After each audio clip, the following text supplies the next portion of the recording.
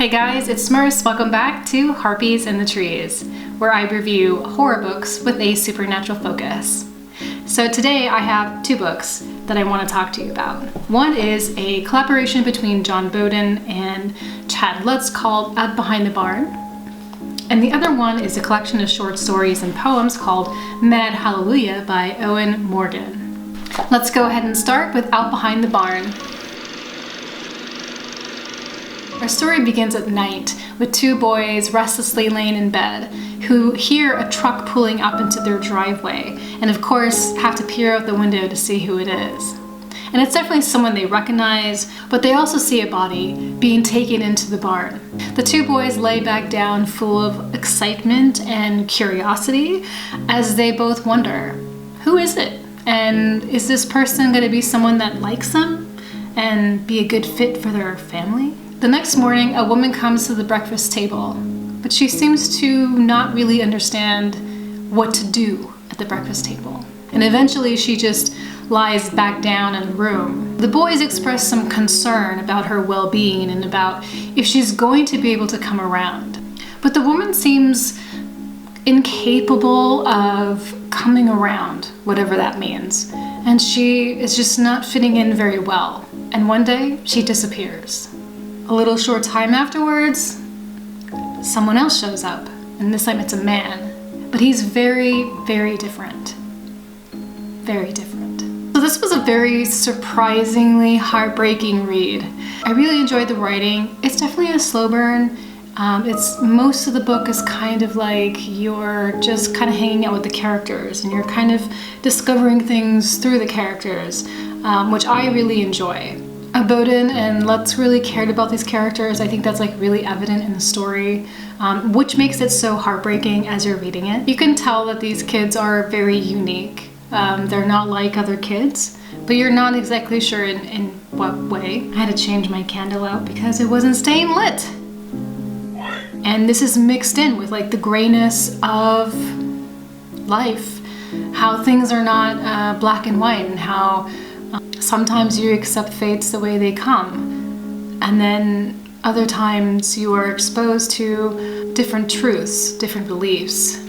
The world can be selfish, and we get caught up in it. We get caught up in this world of people who want things and having to be at their mercy, providing those things for them with or without our knowing.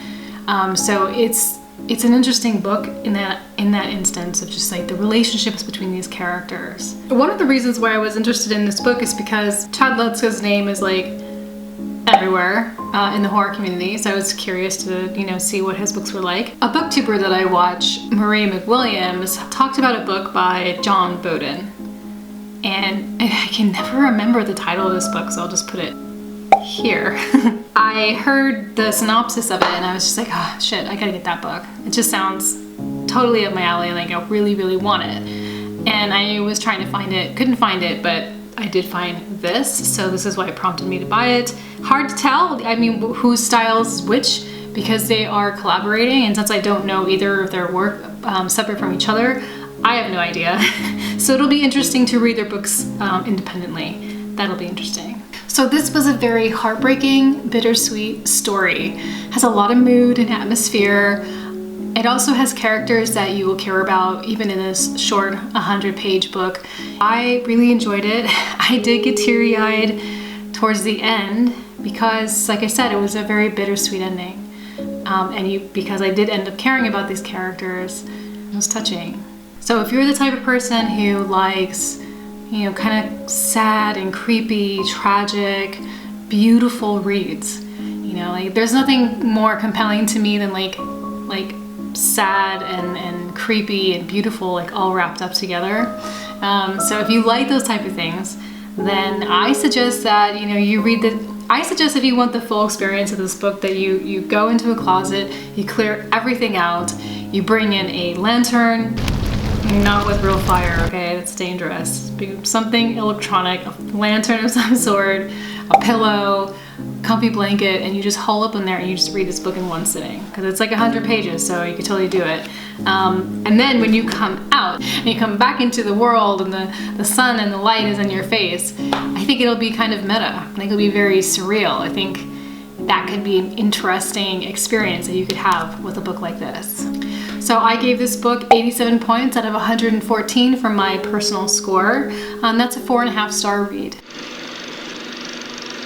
So on to our next book, Mad Hallelujah by Owen Morgan. You might recognize the name if you are a subscriber to the Abominable Book Club book service. They are a horror-focused UK company, and they send out boxes with horror books and other goodies inside for you. But Owen Morgan works there, and in every single subscription box you get a bookmark. And I have all of mine here. They're all 7.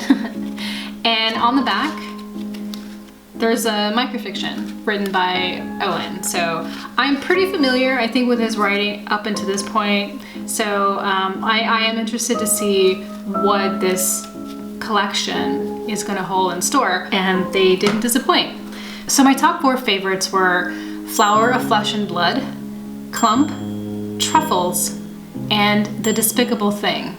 Those were the 4 that stood out to me that I got the most joy out of reading. So in Flowers of Flesh, I just really loved this one. I think, like, out of all of them, this was my top favorite. Like, I would say that it was the one where I was like, ooh, you know, like, I wish this was like 200 pages longer or whatever, you know. In Flower of Flesh and Blood, a young boy suffers from his mother's abusive behavior. And one day he makes a wish, and something hears his plea. In Truffles, all I can really say about Truffles without giving much of it away is that it's a tale of hunger. In The Clump, a man is taking a shower until he notices the water pooling up around his feet, which I think we can all relate to, and he sees that there is something in the drain. And in The Despicable Thing, the village deadbeat meets a giant in the woods on his way home. Morgan's type of humor definitely shines through here, and there were so many times where I was just like laughing to myself. When it came to stories like Flowers of Flesh and Blood, this is where we get to see another side of Owen, which is much darker and gruesome. There is a lot of diversity in what type of stories that we're reading.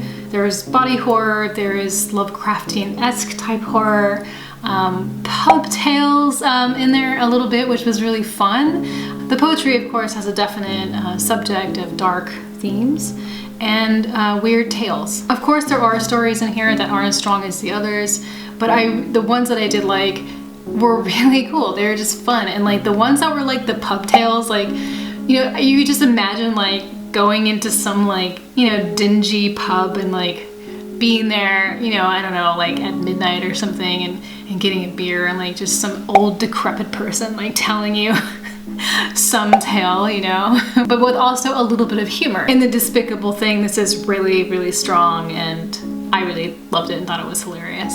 In the back, Owen Morgan has a note, and it says, "Being Welsh is great in many ways. We eat loads of cheese on toast, and we have a lot less negative space on our road signs than English people.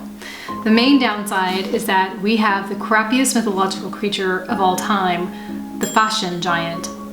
I wanted to write about one of these odd beasts in the style of an old folktale or a fable because I grew up reading them. I have a soft spot for this story, despite its silliness."